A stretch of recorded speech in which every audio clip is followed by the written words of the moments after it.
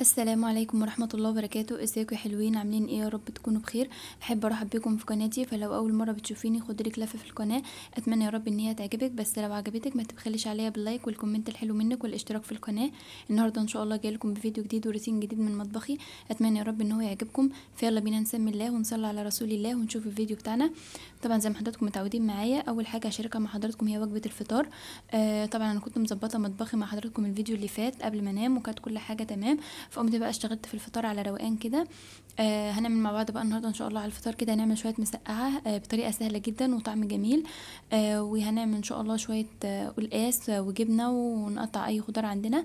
ففي البدايه بقى هنبدا مع بعض نعمل مسقعه كده. طريقه المسقعه دي بسيطه جدا جدا جدا، وبتبقى يعني خفيفه على المعده وطعمها حلو. يعني اتمنى انكم تجربوها. انا جبت عندي هنا بقى بتنجانيه حجمها حلو كده، وجبت بصلايه وقرن فلفل وطماطم، وحوالي 3 او 4 فصوص من الثوم. وهحتاج برضو حوالي معلقة كبيرة كده من الصلصة. وطبعا الزيت. المسقعة دي هتتعمل يعني ني في ني كده، بتكون خفيفة وجميلة قوي. يعني بتكون افضل، وكمان كتوفيرا للزيت كمان بتكون افضل عشان ما تتعبش معدتنا وكده. فانا بقى في البدايه هنا جبت البتنجانيه عندي وبدات ان انا قطعتها مكعبات. انا بحب اقطعها مكعبات صغيره زي ما حضراتكم شايفين كده. وبعدين جبت بصلايه صغيره قطعتها برضو قطع صغيره كده. وجبت بقى قرن فلفل اخضر، وكان عندي قرن شطة. يعني هو احمر على الاخضر كده. هو بارد، فانا خدت نصه كده وبدات ان انا قطعته برضو قطع صغيره، والنص التاني هستعمله للجبنه. فبدات بقى ان انا اقطعهم، والطماطم برضو نفس النظام، هبدا ان انا اقطعها برضو قطع صغيره.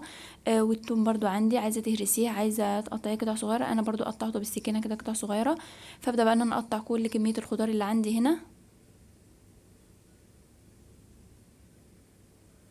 وفي نفس الوقت برضو اللي انا كنت واقفه بجهز فيه المسقعه، كنت حاطه حله على النار تغلي.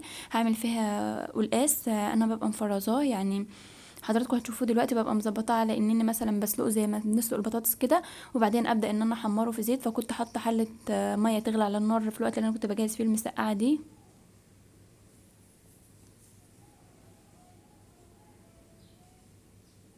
قطعت بقى كل الخضار اللي عندي، وهنا بقى كان التوم برضو. هبدأ بقى ان انا اقطعه قطع صغيرة كده. عندك توم مفروم تمام مفيش اي مشكلة. انا استعملت 4 فصوص من التوم كده حجمهم وسط. بحب لان مبحبش التوم يكون فيها كتير جدا، لان زي ما قلت لحضراتكم احنا عايزين نعملها ني في ني، بحيث انها تكون يعني خفيفة على المعدة، فمش عايزين نكتر التوم قوي.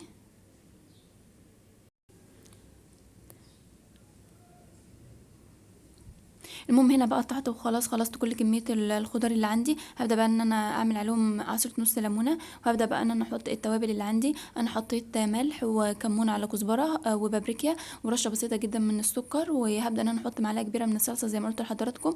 وهبدا بقى اقلب كل الكلام ده كله مع بعضه.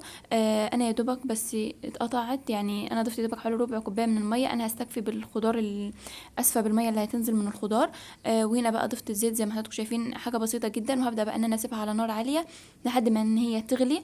وهبدا بقى اهدي عليها النار لما تغلي وتستوي مع نفسها براحتها كده. وهنا بقى حله الميه زي ما قلت لحضراتكم.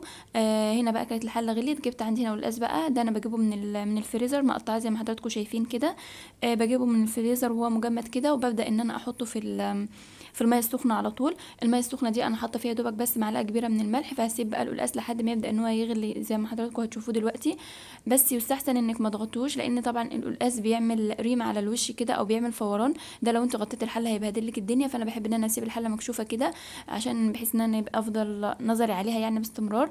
وبدات بقى اول ما الميه غليت كده كويس جدا، هبدا بقى ان انا اهدي عليها النار، وابدا بقى اسيبه لحد ما يستوي.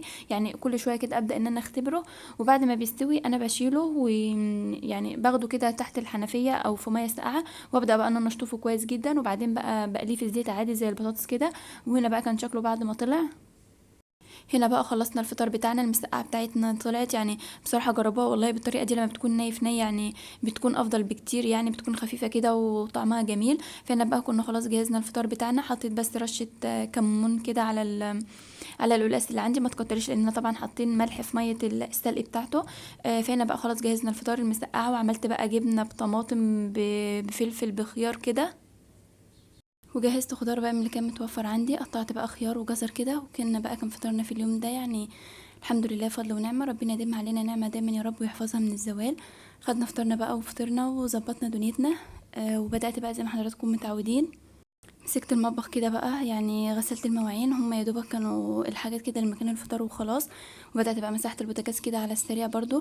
يعني كل ما تعملي كده هيكون مثلا يعني الحكاية خفيفة بالنسبة لك شوية. وكمان بقى كان بالنسبة لي الغدا النهاردة يعني كانت حاجة بسيطة كده، وكنت مجهزاها مع حضراتكم الفيديو اللي فات. قلت بقى ايه، مش عايزة اركم عليها مواعين كتيرة.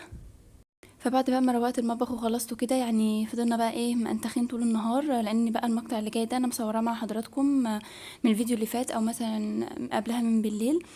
فبدأت بقى ان انا شفت برضو بعد ما خلصت المطبخ كده بقى، طبعا نشوف شقتنا محتاجة ايه، حاجة عايزة تتظبط، حاجة عايزة تتروق كده. يعني بدأت بقى ان انا ظبطت الشقة عندي، وبدأت ان انا بقى فضلت قاعدة كده لحد ما بدأت بقى ان انا اجهز الرنجة بقى في الاخر، يعني اللي هو اشويها وكده. ففي البداية بقى هو مبدئيا المقطع ده انا كنت مصوراه مع حضراتكم في الروتين اللي فات، او مثلا كنت مصوراها من قبلها بيوم بالليل. لان بحب ان انا اظبط الرنجة كده زي ما هتشوفوها دلوقتي، بحب ان انا اظبطها من بالليل في خل وكده، وبسيبها منقوعة في الخل ده طول الليل. ففي البداية بقى هنا انا كنت مظبطة بقى ان انا في اليوم ده ان شاء الله هنعمل رنجة. دي الرنجة اللي انا كنت مشتريها مع حضراتكم في مشتريات السوق، كنت عرضتها مع حضراتكم، كان الكيلو ب80 جنيه. بدأت بقى ان انا جبت كيس كده وفتحته، بحيث ان انا ما ادهولش الرخامة، وبحيث برضو ايه يعني اخلص والم، ويا دوبك هتكون مسحه خفيفه ما احسش ان الرخامه فيها اي ريحه زفاره.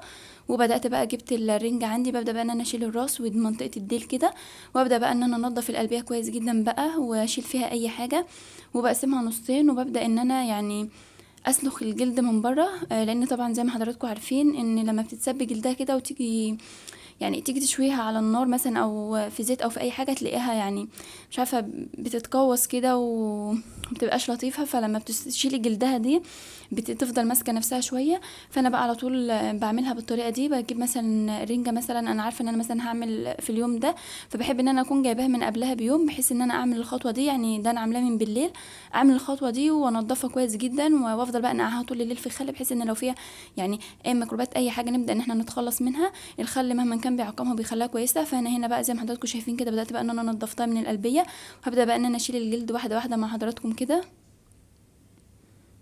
طبعا مش كل الرنجة مش كلها هتظبط معاكي، او مش كلها مثلا هتطلع زي ما نقول كده سلخة واحدة، او مثلا هتشد الجلد فيطلع حتة واحدة.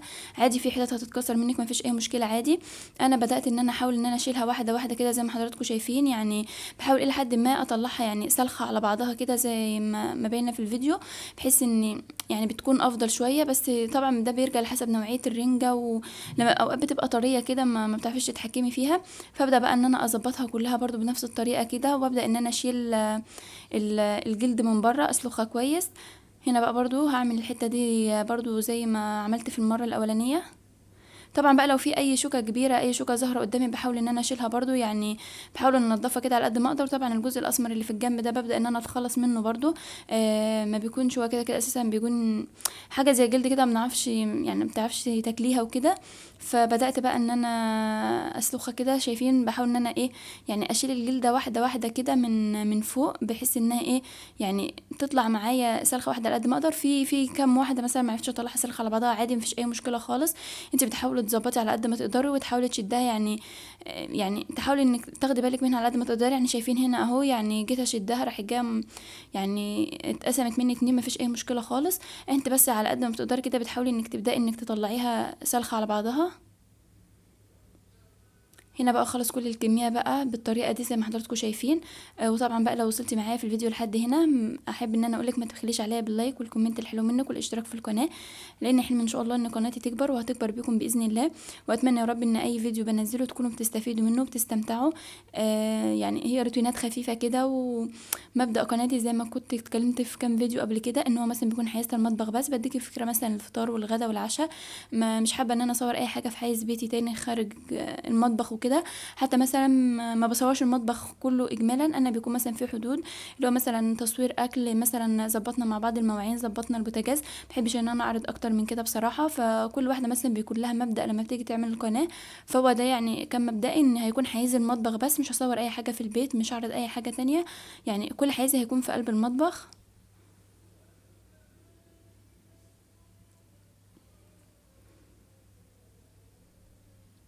هبدأ بقى اخلص كل كمية الرنجة كده زي ما حضراتكم شايفين. يعني احنا بنبدأ نشيل الجلد واحدة واحدة كده بالراحة. دي كانت اخر رنجة معايا بقى انا كنت بعملها. وزي ما قلت لحضراتكم بقى اي شوكة كبيرة اي شوكة ظاهرة بنحاول ان احنا يعني نتخلص منها برضو. هنا بقى كنت خلاص خلصت كل الكمية، هشيل بقى كل الكلام ده. يعني شايفين بقى فايدة الكيس، هبدأ ان انا اشيل الكيس كويس جدا. يعني ما فيش اي حاجة وقعت على الرخامة، استكبري في الكيس اللي انت هتكوني بتستعملها عشان ما فيش اي حاجة تتنطر منك هنا ولا هنا. ومسكت الرخامة بقى غسلتها وظبطتها كويس جدا عشان ما يكونش فيها اي ريحة زفارة. وبدأت بقى ان انا جبت علبة صغيرة كده اشيل فيها البطارخ اللي بتبقى من جوه دي. يعني انا مثلا اوقات بحب اكلها بس مبحبش يكون عليها خل وكده، بحب ان انا اكلها زي ما هي كده. وهبدا بقى ان انا اجيب على الرنجه بتاعتي شويه بقى خل يعني.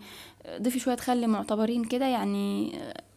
غطيها كده يعني ايه، احاول حتى الى حد ما يكون مثلا يعني ربعها حتى متغطي بالخل يعني. ظبطي فيها كميه الخل، انتوا هتشوفوا كميه الخل اللي انا هحطها دلوقتي. يعني انا بحط خل بس، بحط ما بضيفلهاش اي حاجه تاني. شايفين بقى هبدأ ان انا اضيف الخل وبظبط بقى يعني بحط كمية محترمة كده من الخل. وهبدأ بقى ان انا اجيب ورق فويل وابدأ ان انا اغلفها كويس جدا بحيث ان ما تلقطش اي ريحة من او مثلا تعمل اي ريحة في التلاجة. لان طبعا زي ما قلت لحضراتكم انا كنت عاملاها من بالليل، فالكلام ده كان بالليل، فكنت هعينها في التلاجة لحد مثلا تاني يوم للغدا وكده. فبداية من هنا بقى ده بقى كان تكملة لليوم اللي كنت عاملة فيه مع حضراتكم الفطار المسقعة والقلقاس وكده. فجيت بقى كنت قبل الغدا كده بحوالي ساعة طلعتها بقى من التلاجة بحيث ان هي تهدى. وجبت عندي هنا بقى على النار، معلش هي الاضاءه بايظه شويه لان النور كان قاطع في الوقت ده. جبت عندي بقى هنا صينيه، وبدات ان انا حطيت فيها حاجه بسيطه جدا من الزيت. وهبدا بقى ان انا اخد الرنجه واحطها في قلب الطاسه، اسفه في قلب الصينيه. انا بحطها على نار عاليه، ما بهديش عليها النار. يعني انا مش عايزاها تتشوي، انا يا دوبك بس بديها صدمه كده. يعني حضراتكم هتشوفوا دلوقتي ان انا مسافه ما بحطهم مسافه ما بقلبهم يعني على ما مثلا ما بحط اخر واحده برجع اقلب مثلا في اول واحده انا حطيتها.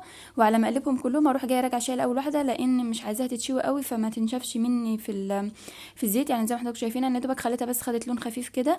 وهبدا بقى ان انا اقلبها كلها برضو بنفس الموال كده. يعني كده هي بتاخد معاكي لون خفيف، بتتشمع حاجه خفيفه كده وفي نفس الوقت بتفضل طريه برضو. فانا هنا بقى اهو بعد ما خلصت اخر واحده هبدا ان انا ارجع اشيل اول واحده على طول.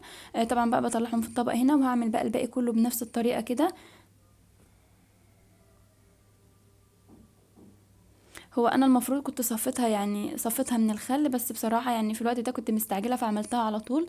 فهتلاقوا بقى الحاجات اللي هي موجوده في الصينيه اللي انا بحمر فيها دي من مكان الخل بقى اللي بادئ ينزل. حتى في الاول كانت طرطشت كده وعملت حاجات كده مش لطيفه على البوتاجاز، بس مش مشكله هنغسل البوتاجاز برضو وهنظبطه. بدات بقى ان انا هنزل بقى بكل الكميه، شايفين زي ما حضراتكم كده. في رنجه ما اتقطعتش معايا سلخه واحده، في حته اهي ما فيش اي مشكله خالص. بنبدا برضو ان احنا نشويها ونقلبها برضو على الجنبين، بس ما تتأخريش عليها قوي بحيث انها لو خدت لون زيادة هتنشف معاكي ومش هتبقى لطيفة. هي دوبك بس تاخد تشميعة من تحت كده، ابدأي ان انت تقلبيها وبعدين طلعيها على طول. وطبعا بقى كنت في الوقت ده بقى مجهزة بقى طبق خيار معتبر كده، يعني مقطعة كام خيارة كده. وليمون طبعا، والبصل بقى اللي كنت برضو جايباه مع حضراتكم في المشتريات انا كنت منضفاه قبل ما عينه في التلاجة. طلعته بقى كده وغسلته كويس جدا، وبدات بقى ان انا ايه عبيت كل حاجه في الاطباق بحيث ان تكون كل حاجه جاهزه. اللي هو مثلا هشوي الرنجه وهنبدا بقى ان احنا ناكلها على طول وهي سخنه كده. وكنت بقى مطلعه كمان عيش بلدي كده من اللي بيتجاب من الطابونه. وبدات بقى ان انا كمان هسخنه على النار كده يعني. جربوا العيش ده بصراحه مع الرنجه يعني حكايه بصراحه. فبدات بقى ان انا جبته كده، وكان في برضو العيش اللي هو الناشف، او عندنا مثلا في الكوره وهنا اللي هو العيش الفلاحي اللي بنبقى منشفينه شويه. طلعته برضو وسخنت بقى الطابونه دي بحيث ان هو ايه يبقى سخن كده شويه. بدات بقى ان انا ظبطت كل الكلام ده، وطبعا بقى الخيار جاهز والحاجه جاهزه.